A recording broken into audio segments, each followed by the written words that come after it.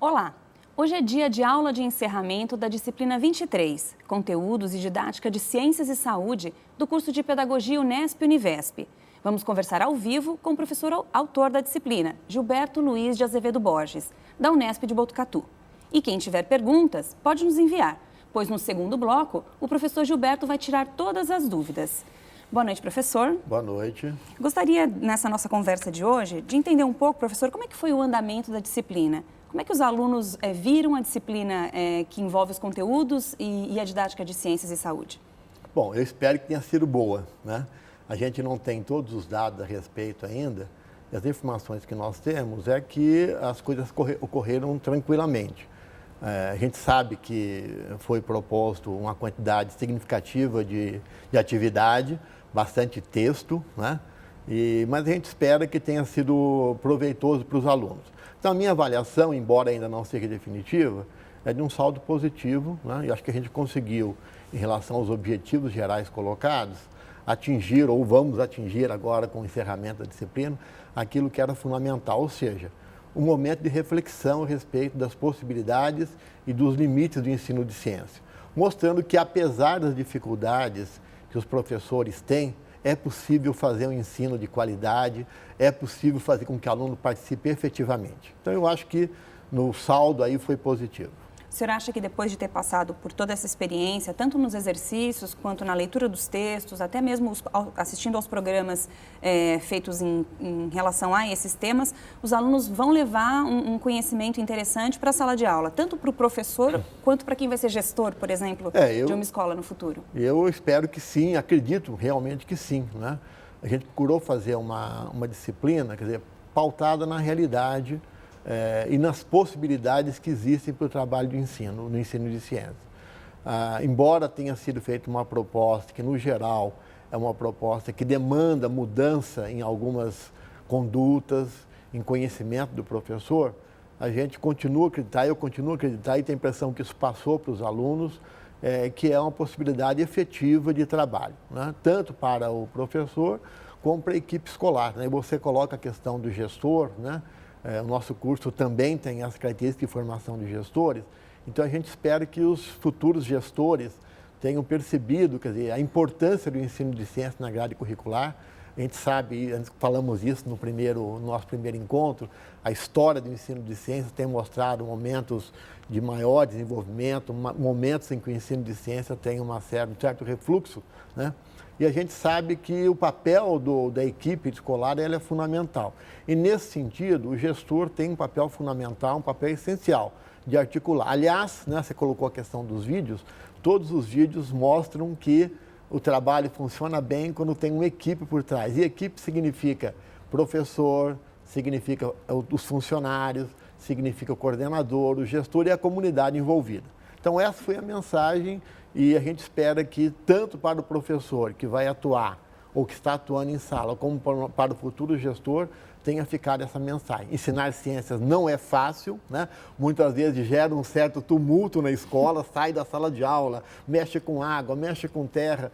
Então, o gestor tem que compreender essa dinâmica do ensino de ciências e, se ele compreender isso, certamente ele vai apoiar as iniciativas visando a melhoria da qualidade do ensino. Acaba sendo uma disciplina diferenciada, não, professor? Porque, como o senhor disse, demanda que o professor saia da sala de aula em alguns momentos, explore os espaços da escola, o jardim ou a horta, e isso nem sempre faz com que a escola fique calma.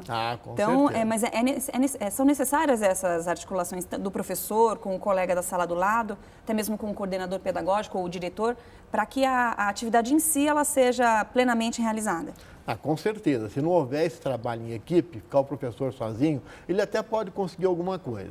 Mas se ele não contar com apoio, e, aliás, volto a dizer, os vídeos tiveram, inclusive, vocês foram felizes nesse aspecto, mostrando que quando existe um trabalho em equipe, quando existe um trabalho articulado na escola, a coisa é bem facilitada. E o ensino de ciência, efetivamente, se ele for levado de uma forma que procure fazer com que os alunos participem mais, ele vai exigir tudo isso. Quer dizer, não dá para ensinar ciências só nas quatro paredes da sala de aula ou só na frente de um livro, né? Ensinar ciência na perspectiva que nós procuramos passar nessa disciplina vai exigir necessariamente, sem dúvida nenhuma, atividades que demandam essa mudança na dinâmica do trabalho em sala de aula. Então, a compreensão, e mais que a compreensão, o apoio da equipe escolar é fundamental nesse trabalho. E isso, a gente está falando tanto da educação infantil quanto do fundamental até os primeiros e os primeiros anos, na verdade, até o 5º ano, não é isso, professor? Mas da educação infantil existe, assim, a gente pode dizer que um diferencial em relação a tudo que o senhor vem dizendo, ou dessa mesma maneira pode ser aplicado para as crianças pequenas? Não, o princípio é o mesmo. Eu diria que o ensino de ciência tem algumas características, né, entre as quais a questão da dinâmica das possibilidades de trabalho, que se estende desde os anos iniciais, pré-escola, até o ensino médio, né? Eu diria que fazer o ensino hoje de ciências, o ensino de biologia, o ensino de física, de química, enfim, das áreas de ciências naturais de uma forma dinâmica, vai exigir esse trabalho em todos os níveis. Na educação infantil, eu diria até que existe uma dinâmica na sala de aula, uma dinâmica na própria escola, né? Ou seja, ela é menos formal no sentido de aluno ali colocado, né, na sala de aula, que até pode facilitar. Então, explorar, por exemplo, as atividades, explorar o meio, o entorno da escola, o pátio da escola, criança pequena não dá para sair muito, e fazer da sala, do espaço da criança um local, uma sala ambiente, por exemplo, com flores, com plantas, com minhoca, enfim, com aquilo que pode dar ao aluno uma compreensão mais rica do ensino de ciências, das ciências como um todo, isso é fundamental. Então, eu diria que em todos os níveis de escolaridade é possível trabalhar de uma forma que os alunos efetivamente se envolvam no processo de aquisição de conhecimento. Agora, quando se fala ainda de ensino de ciências, professor, o que assusta mais o professor que está se formando agora, aquela pessoa que ainda não tem tanta experiência em sala de aula, pensando nessa perspectiva, na perspectiva de botar o aluno mesmo com a mão na massa? O que o professor ou o estudante de pedagogia se assusta mais? Ele teme o quê? Não dá conta do conteúdo, não dá conta da questão prática do tema? Na opinião do senhor, o que é o bicho de 7 cabeças ainda na sala de aula? Eu diria que ele pode até fazer uma escalinha, mas eu acho que destacado é a questão do conteúdo, a diversidade de conteúdo, né? Nós já tocamos nessa questão na abertura dessa disciplina. Os textos do caderno, os vídeos mostram isso, o professor fala. É difícil, mas é possível fazer. Então, eu diria que, sem sombra de dúvida, a questão do conteúdo deve ser o principal fator que assusta os professores. Mas a gente também procurou mostrar, em todas as possibilidades que nós tivemos, de que é possível superar essas dificuldades, né? E com aquele mecanismo de sempre, com estudo, com troca entre os colegas, com busca de apoio, né? Com apoio externo da universidade, de entidades que possam colaborar. Então, o processo de aquisição de conhecimento que efetivamente o professor, ao terminar um curso de pedagogia, não tem na área de ciências, não tem pelo menos no nível que poderia ser mais adequado, né, que poderia ser ideal, digamos assim, quer dizer, esse é um processo de aquisição que se dá ao longo do tempo. Então, eu acho que é importante enfrentar o desafio. Quero fazer uma coisa diferente, quero mudar, né? E isso vai exigir, sem sombra de dúvida, um estudo, né? Como o Nélio Biso colocou no último vídeo dele, quer dizer, se é professor é porque gosta de estudar, então é um princípio básico, né? Quem não gosta de estudar, quem não gosta de enfrentar as dificuldades, dificilmente vai exercer o magistério com a qualidade desejada. Então, o desafio é aprender, buscar aprender sempre. O conteúdo de ciências, na verdade, não se diferencia muito em relação, por exemplo, da história, das artes. O professor tem que estar estudando e planejando a aula, independentemente da disciplina, mas eu acho que a dedicação é importante, não é mesmo, professor? Claro, sem dúvida. A gente está falando das ciências aqui, mas esse problema da formação, da questão do conteúdo, ela é comum a todas as áreas de conhecimento, né? É evidente que a diversidade de áreas que engloba as ciências pode assustar um pouco mais do que história e geografia, né? Mas a dificuldade é a mesma e a forma de superar os problemas é a mesma. É estudando, é buscando apoio, é se dedicando, planejando com antecedência as coisas. Então, são mecanismos comuns a todas as áreas de conhecimento. Agora, eu queria que o senhor falasse um pouco mais, nós falamos rapidamente na nossa primeira entrevista, a respeito da questão da avaliação, em relação aos alunos do curso de pedagogia. Como que vai acontecer essa avaliação já nos próximos dias? Como é que o aluno deve se preparar? Como é que o senhor pensou essa avaliação, professor? Bom, como foi pensada a avaliação de ensino de ciências, ele não tem mais o que preparar, né? Porque nós tentamos montar um esquema de avaliação, propusemos um esquema de avaliação, em que o aluno foi gradativamente se envolvendo no trabalho. Então, toda a avaliação foi centrada no desenvolvimento de um projeto de ensino que culmina agora, na quinta-feira, com a apresentação final. Né? Então, a gente espera que os alunos tenham se envolvido, nós procuramos dar as ferramentas adequadas para isso, né? O banco de informações, por exemplo, que foi colocado à disposição, né? É uma ferramenta que pode ter ajudado, espero que tenha ajudado, embora ele seja bastante amplo, né? Porque os conteúdos, os temas são bastante diversificados. Então, a gente espera que o material fornecido possa ter contribuído e a forma de avaliação, então, ela apenas tem um ponto final agora na quinta-feira, com a apresentação dos projetos de ensino, mas foi um processo que se desenvolveu ao longo do tempo. A gente espera que o pessoal tenha compreendido isso, nós mantivemos contato com os orientadores, procuramos orientar quando necessário, né? Em que momento que era preciso dar uma orientação mais específica. Então, eu diria o seguinte, a avaliação a gente procurou fazer com que não fosse uma coisa absolutamente formal dentro do curso. Ela é parte da estrutura que foi montada, da proposta que foi montada para a disciplina. Né? E na quinta-feira nós encerramos, espero que todos tenham se dedicado ao longo desse um mês e possam apresentar propostas significativas que reflitam efetivamente os objetivos colocados pela disciplina. Professor, agora voltando ainda em relação aos exemplos que nós podemos observar nos programas, são, em sua maioria, escolas públicas, escolas em que os professores realmente pediram ajuda ou da universidade, ou fazem parte de uma equipe muito concisa, a gente pode dizer assim, que tem o apoio do coordenador pedagógico, do diretor. De que maneira o aluno que acompanhou tanto os programas e está acompanhando a disciplina, ele pode tirar proveito dessas experiências e, de alguma maneira, olhar esses exemplos e levar para o dia a dia na sala de aula?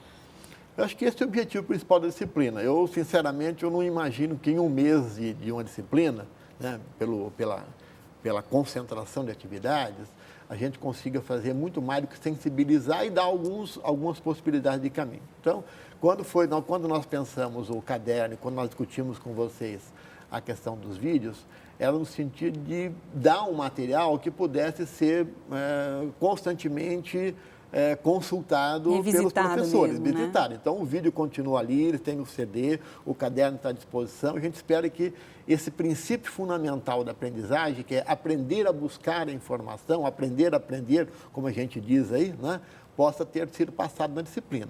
É evidente que o projeto de ensino que a gente está colocando como uma avaliação, ele foi um exercício de como é que a gente pode, a partir de um tema, buscar informações, né, e, a partir dessas informações, construir toda uma lógica, toda uma forma de trabalho diferenciada. Então, eu acho que é isso que a gente procurou colocar, que tem um material aí que a gente espera que possa fazer parte do trabalho cotidiano do professor. Então, voltar ao texto, voltar ao vídeo, é uma coisa fundamental para que ele possa, enfim, avançar nos objetivos que a gente levantou. Tá ótimo, professor. Nós vamos então fazer um intervalo rápido e daqui a pouco nós voltamos com o encerramento da disciplina 23, Conteúdos e Didática de Ciências e Saúde. Mandem suas perguntas para o professor Gilberto. Até já. Estamos de volta com a aula de encerramento da disciplina 23, do curso de Pedagogia Unesp-Univesp, Conteúdos e Didática de Ciências e Saúde. Agora, o professor Gilberto Luiz Azevedo Borges vai responder as perguntas que os alunos enviaram pela internet. Professor, para começar, uma pergunta vinda do Polo de Franca, do aluno Rafael. Os desenhos infantis humanizam os animais, insetos e outros seres vivos.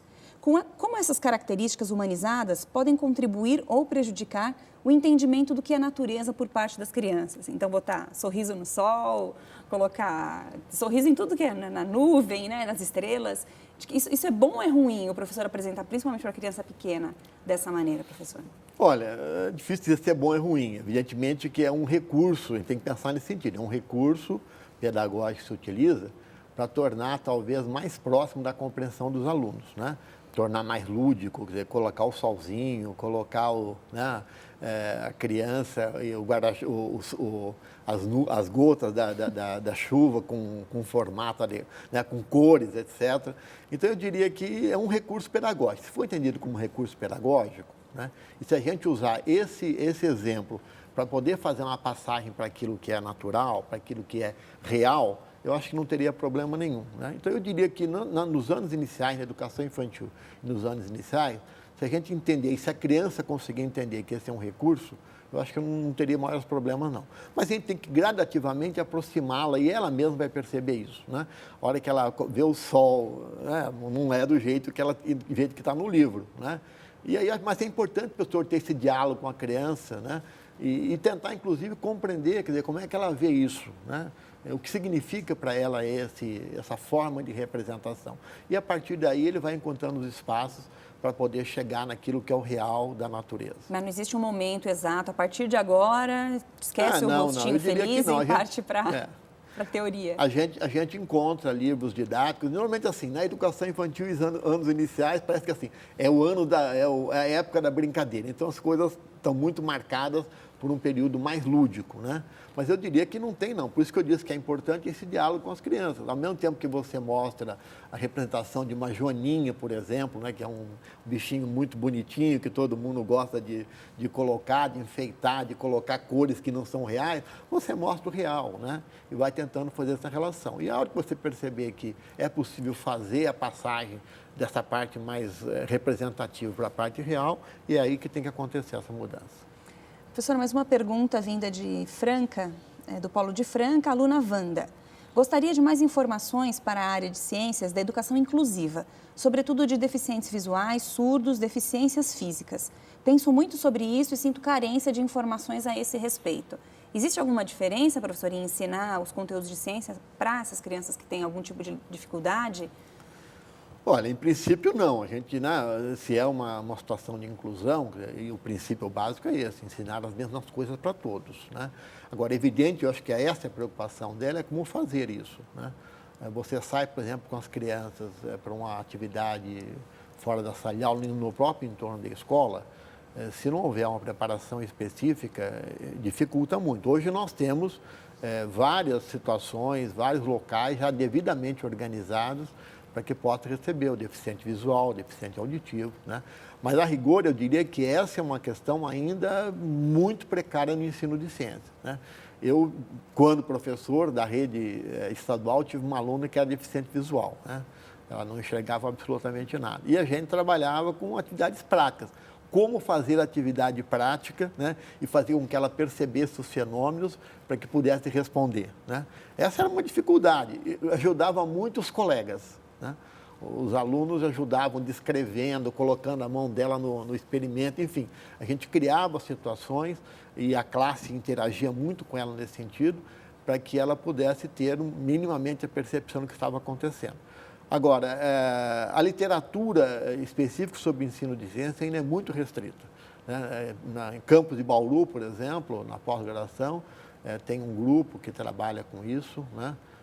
Então, eu recomendaria, inclusive, consultar a revista Ciência e Educação da Unesp de Bauru, da pós-graduação, tem algumas coisas. Mas esse é um desafio. Eu acho que é um bom trabalho, inclusive, se ela estiver interessada, né, em fazer pesquisas, em avançar. É um caminho para o mestrado. É um caminho para o mestrado e para muito mais coisa. E é uma necessidade. A gente sabe que hoje a escola é cada vez mais inclusiva, tem mais gente presente e nós temos carência mesmo de atividades, de possibilidade de tornar efetivo esse trabalho de ciências com esse tipo de pessoas. E esse grupo de Bauru trabalha especificamente isso, o ensino de ciências e a inclusão? Eu tenho acompanhado mais por alguns artigos que foram publicados na revista Ciência e Educação. Eu sei que tem um grupo lá que faz um tipo de trabalho nesse sentido. Então, é um pessoal a ser consultado. Eu vou mandar uma biografia para ela depois nesse sentido. Agora, uma observação aqui que vem do Polo de Araraquara. O Polo de Araraquara parabeniza o professor Gilberto e sua equipe pela organização do material de apoio da disciplina, que consideramos bastante coerente e de excelente qualidade. Então, assim, o resultado foi interessante aqui, né, professor? Elogios. Bom, eu agradeço, né? A gente trabalha muito, né? E acho que, inclusive, a gente precisava de estabelecer um vínculo mais efetivo. Com disciplina muito curta, eu gostaria de ter ido nos campos, né? Só pude ter o contato mais efetivo com o meu polo, né? Mas eu fico à disposição para oportunamente conversar sobre isso e eu agradeço, né, a manifestação do Polo de Araraquara e aproveito, inclusive, para dizer, se me permite, que é um trabalho de equipe realmente, né? A gente posso ter escrito o material, assim, ser o autor único, mas a gente tem muita gente envolvida nisso. Eu diria que tem aí, para começar, os próprios orientadores de disciplina, né? Não adiantaria nada eu fazer o trabalho e falar, agora se virem, né? Eu acho que eu procurei estabelecer uma relação com eles de cooperação, creio que isso foi efetivo, então eu teria que agradecer muito os orientadores de disciplina pelo envolvimento no trabalho, os alunos, né, por procurarem se apropriar desse material, agradecer os orientadores de turma, né, que estão presentes nesse trabalho, agradecer também toda a equipe da Universp TV pelo cuidado que teve em preparar o material e aproveitar a oportunidade, já que é o nosso último encontro aqui, agradecer especificamente algumas pessoas que se manifestaram, que, enfim, falaram a respeito de ensino de ciência, né? Os especialistas, a professora Miriam Krasiuschik, da USP, o professor Nélio Bizio, da USP, a Lucelena Saceron, da USP, na Unesp, a Luciana Lunardi, que é nossa colega lá em Botucatu, o Paulo César também, que é colega em Botucatu, e da Unicamp, o Ivan Amorosino do Amaral, que é meu colega de pós-graduação há muito e muito tempo, o professor Jorge Megide e o Fernando Paixão. E agradecer, sobretudo, em relação à questão dos vídeos, às escolas que colaboraram efetivamente, né? Nós estávamos conversando um pouquinho antes, me dizendo da manifestação de alegria das escolas em saber do resultado do trabalho. Então, eu acho que é um trabalho em equipe e se a gente tiver algum mérito nisso, eu quero dividir esse mérito com todas essas pessoas. E é interessante, professor, porque o que nós já falamos mais de uma vez aqui, mas acho que é interessante destacar que são escolas públicas, escolas onde a equipe é muito integrada, onde o professor realmente está afim de fazer algo bacana, né? Então, são professores que se envolvem, que discutem, que estudam. Nem sempre tem a oportunidade, por exemplo, no caso de uma das escolas que nós mostramos, de ter um professor da USP fazendo reunião de tempo em tempo, dando uma orientação. Mas parte do professor também, junto com a equipe, de pesquisar, de tentar encontrar um melhor caminho para lidar com um tema que não é um tema fácil, né? Com certeza. É um tema que vem mudando muito o jeito de ser ensinado, as questões de ciências, como o senhor mesmo colocou, e isso acho que assusta um pouco o professor, assim, à primeira vista. Como é que eu vou dar conta de tudo isso? Como é que eu vou falar da Lua, dos seres vivos e vou falar também do corpo humano, tudo ao mesmo tempo, né? Como é que divide esse conteúdo? Como é que eu vou fazer uma criança tão pequena entender esses temas? Então, eu acho que o senhor destacou isso, acho que as escolas conseguindo conversar e se articular, acho que isso é importante, não, professor? Sem dúvida, eu acho que vocês foram muito felizes na escolha das escolas, eu queria até ressaltar isso, quer dizer, até podemos considerar que essa não é uma regra na maioria das escolas. Exatamente, são escolas Infelizmente não é. Exceção, né? Né? A gente pode dizer que as escolas que foram colocadas são exceções, né? Ou talvez uma fração muito pequena daquilo que está de fato acontecendo. Mas o importante é dizer que é possível, né? E você colocou isso de forma muito clara. Em situações em que há um apoio, que ele é importante, o pessoal da USP presente em algumas escolas aqui, mas algumas escolas também que, por conta própria, pela busca do professor, pela perspectiva de fazer o melhor, eles foram atrás, né? Estudaram e conseguiram fazer um trabalho significativo. Então, acho que a mensagem fundamental é essa, né? É possível melhorar a qualidade do ensino de qualquer área de conhecimento, nós estamos dizendo ciência, mas de qualquer área de conhecimento, é possível melhorar. Quer dizer, e aí, alguns elementos para isso são importantes. Eu diria que, primeiro, o próprio esforço do professor. Segundo, buscar parceria na própria escola, né? Articular isso com a comunidade. Então, quando a gente fala de fazer um ensino de ciência centrado na questão da realidade do aluno, é um pouco explorar, usar um pouco essa riqueza que é a vida das pessoas, que é o ambiente onde ela vive, para que possa, a partir daí, construir toda uma dinâmica de trabalho que certamente vai dar resultado positivo. Partindo da realidade da criança, professor, e até levando em consideração a articulação com as demais disciplinas, é algo que está muito presente também, acho que nos parâmetros curriculares, a questão da interdisciplinaridade e dos temas transversais. O senhor falou agora de levar para a realidade da criança, isso é algo importante do professor ter em mente, tentar trabalhar com as crianças, não sozinho, às vezes tem uma outra equipe, no caso do Fundamental 2, mas trabalhar essas áreas do saber para tentar fazer com que aquilo faça mais sentido para a criança. Sem dúvida, sem dúvida. Aliás, essa foi uma pergunta que nós não respondemos, porque não havia possibilidade na primeira entrevista, né? O pessoal de registro, que perguntou a respeito de como é que se faz, afinal de contas, para trabalhar a partir da realidade das pessoas, né? Você apontou aí, eu acho que essa situação toda que nós vivemos, né, no dia a dia, ela tem que estar presente em sala de aula, né? O ensino de ciência, de qualquer disciplina, ele não pode ser isolado desse contexto. É evidente que a gente não vai ficar preso apenas naquilo que é o cotidiano da criança. Ensino de ciência, ensino de geografia, ensino de história e de qualquer área é muito mais do que isso, né? Eu tenho que trabalhar o local, mas tenho que ter uma perspectiva mais global. Então, essa, digamos, é um discurso tradicional, mas que vale.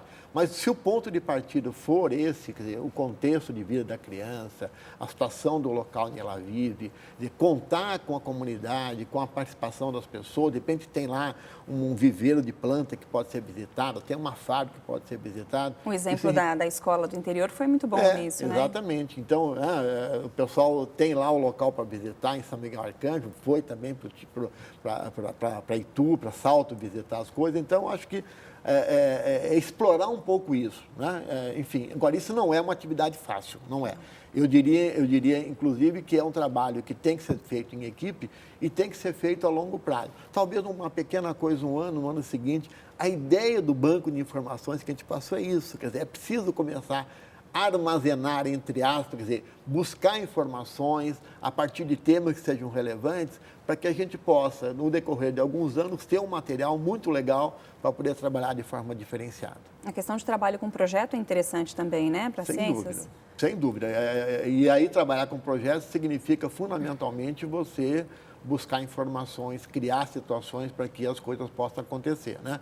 O que nós propusemos nesse trabalho de projeto, como parte da avaliação deles, né, como elemento fundamental da avaliação, é exatamente esse momento, quer dizer, uma primeira etapa de elaboração do projeto. Eles não estão elaborando o projeto, eles estão levantando informações para que possa, a partir daí, desenvolver atividade com seus alunos. E nós esperamos que esse material possa servir para os professores trabalharem no ano que vem, nos demais anos das suas carreiras. Muito bom, professor. Eu agradeço imensamente a presença do senhor aqui. Acho que foi bem esclarecedor para os alunos. Acho que tiveram um bom acompanhamento e aí os elogios mostram isso. Acho que foi bem proveitoso para todo mundo o curso, né? Ok, eu agradeço. Muito obrigado. Então, o programa de encerramento da disciplina 23, Conteúdos e Didática de Ciências e Saúde, termina aqui. Bons estudos e até o nosso próximo encontro.